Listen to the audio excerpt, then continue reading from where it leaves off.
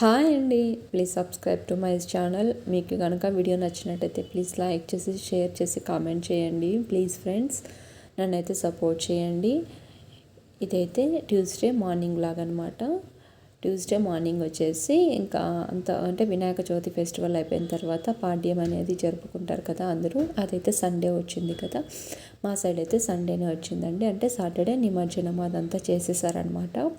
ఇంకా సండే ఏంటంటే lunch packing అది ఉంటుంది కాబట్టి అక్కడికి నాన్ వెజ్ తీసుకెళ్ళకూడదు హాస్టల్ దగ్గరికి, అమ్మాయి దగ్గరికి. ఇంకా అందుకోసం అయితే వెజ్జే చేశానమాట. ఆ రోజు పప్పు లెమన్ రైస్ అది చేశాను కదా, వీడియో అనేది షేర్ చేశానండి. ఇంకా అందుకోసం అయితే సండే నాన్ వెజ్ అనేది తీసుకురాలేదనమాట. ఇంకా ట్యూస్డే మార్నింగ్ అయితే వెళ్ళి తీసుకొచ్చారు. ఇక్కడ నాటుకోడి కర్రీ అనేది తీసుకొస్తాను వెళ్ళారనమాట.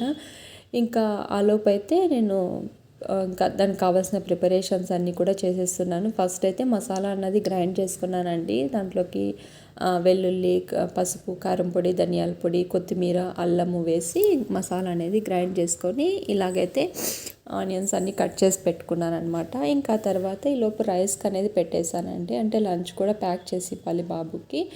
వాడికేమో నాన్ వెజ్ అలో లేదు, అక్కడికి కూడా అసలు తినకూడదు నాన్ వెజ్.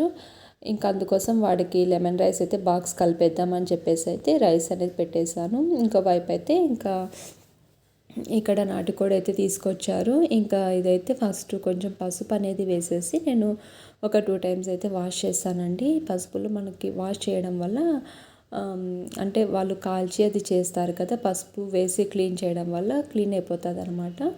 ఇంకా అందుకోసం అయితే ఒక 2 టైమ్స్ అలాగా వాష్ చేసేసి పెట్టేశాను అనమాట. క్లీన్ చేసి పెట్టేసిన తర్వాత అయితే కుక్కర్లో ఆయిల్ అనేది వేసేసుకొని తిరువాత అనేది పెట్టేసుకుంటున్నానండి. ఎండుమిర్చి, ఆనియన్స్, ఆవాలు, జీలకర్ర అవన్నీ వేసేసుకొని తిరువాత అయితే పెట్టేసుకుంటున్నాను. వీళ్ళకి మా పిల్లలు చదివే స్కూల్స్ ఎట్లంటే నాన్ వెజిటేరియన్ అస్సలు అలో చేయరండి. పిల్లల్ని కూడా ఇంట్లో తినకూడదు అని చెప్తారు. కాకపోతే ఇంట్లో పిల్లలు అంటే ఇంకా చిన్న పిల్లలు కదా, మరీ తినకూడదు అంటే దీనివల్ల కూడా కొన్ని విటమిన్స్ అలాగా మన బాడీకి అందుతాయి కదండి. అందుకని చెప్పేసి మేము అంటే అప్పుడప్పుడు పెడుతూ ఉంటామన్నమాట పిల్లలకి. ఇంటికి వచ్చినప్పుడు బాబుకి అయితే ఎప్పుడో ఒకసారి అలా పెడుతూ ఉంటామన్నమాట. ఇంకా పూర్తిగా మానేస్తే ఈ వెజ్కి అలవాటు పడిపోతే కష్టం కదా అని చెప్పేసి అందుకోసం అనేసి అప్పుడప్పుడు పెడుతూ ఉంటామండి. కాకపోతే ఇప్పుడు మార్నింగ్ బ్రేక్ఫాస్ట్ కింద పూరీను నాటుకోడి కర్రీ అయితే తినిపించేసి పంపించేస్తాను బాబుకి. ఇంకా స్కూల్లో అయితే షేర్ చేయొద్దనే చెప్తానండి. ఇంకెందుకంటే ఆ స్కూల్లో నాన్ వెజ్ అనేది అలో లేదు, తినకూడదు. ఓన్లీ వెజిటేరియన్ లాగే ఉండాలన్నమాట పిల్లలు కూడా. ఇంకా అందుకోసమే ఇక్కడ కర్రీ కూడా ప్రిపేర్ చేసేస్తాను, పెట్టేస్తానమాట కుక్కర్కి. పెట్టేసిన తర్వాత చపాతి పూరి పిండి అది కూడా కలిపేసి ఇంకా లంచ్ బాక్స్ కోసం ఇక్కడ లెమన్ రైస్ అనేది చేశానండి. కొంచెం వరకునే చిన్న బాండీలో ఇలాగ లెమన్ రైస్ వరకు అయితే తిరువాత పెట్టేసి ఇలాగ కలిపేసాను అనమాట. ఇంకా అదే బాక్స్కి అనేది ప్యాక్ చేసేస్తున్నాను. మార్నింగ్ ఇలా వెజ్ నాన్ వెజ్ చేయాలి అంటే కొంచెము ఇబ్బంది అయిపోతుందండి. టైంకి అయిపోవాలి, వీళ్ళకేమో వెజ్, ఇంట్లో ఏమో నాన్ వెజ్ కావాలంటారు. ఇలా ఉన్నప్పుడు కొంచెము క్రిటికల్ అనమాట. రెండు చేసుకోవాలి, మేనేజ్ చేసుకోవాలి అన్నట్టు. ఇంకా తర్వాత అయితే ఇక్కడ కర్డ్ రైస్కి కూడా కొంచెం సాల్ట్ వేసేసి కర్డ్ వేసేసి కలిపేస్తున్నాను.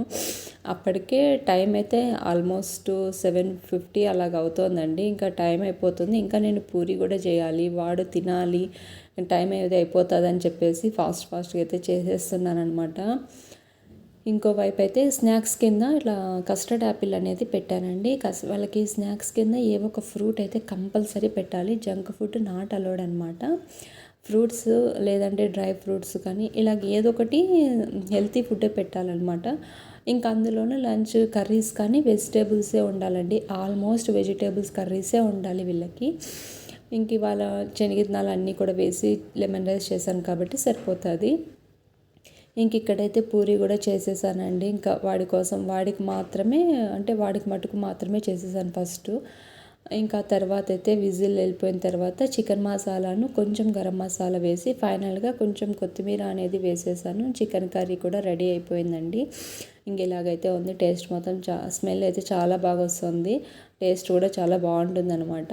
ఇంకా ఆ తర్వాత ఇంకా బాబుకైతే పెట్టేసి తినబెట్టి పంపించేసాను, వాడికి మాత్రం వేసేసి.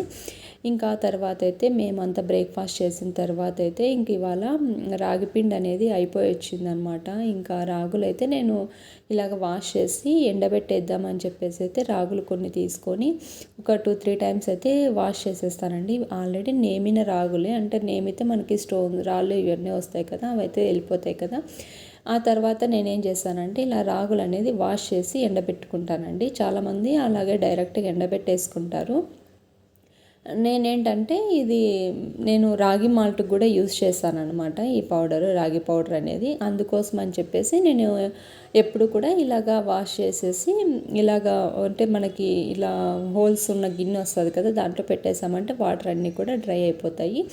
డ్రై అయిపోయిన తర్వాత ఇంక ఇలాగ ఒక క్లాత్ అయితే వేసేసి ఎండలో ఎండబెట్టేసానండి. మాకు ఇంట్లోకి ఒక 10 వరకు అలాగా ఎండ అనేది బాగా వస్తుంది అనమాట హాల్లోకి. అందుకోసం అయితే ఇక్కడ కొంచెం సేపు పెట్టేద్దాం, మళ్ళీ బయట పెట్టేద్దాం అని చెప్పేసి ప్రజెంట్ అయితే ఇక్కడ ఎండ ఉందని ఇక్కడ వరకు మాత్రం ఇట్లా క్లాత్ వేసేసి ఇలాగ ఆరబెట్టేస్తున్నానండి. ఇవైతే ఒక 2-3 డేస్ ఆరబెట్టేసుకున్న తర్వాత అయితే గ్రైండర్కి, అంటే మిషన్కి ఇస్తానన్నమాట.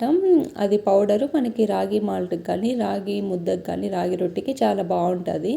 ఇలా వేసుకొని చేసుకుంటే కనుక కొంచెం ఓపికగా చేసుకుంటే బాగుంటుందండి. ఇంకా ఆ తర్వాత అయితే ఇంకా బట్టలు అనేది చాలా ఉండిపోయినాయి అనమాట. 3 డేస్ నుంచి 4 డేస్ నుంచి వాష్ చేయలేదు.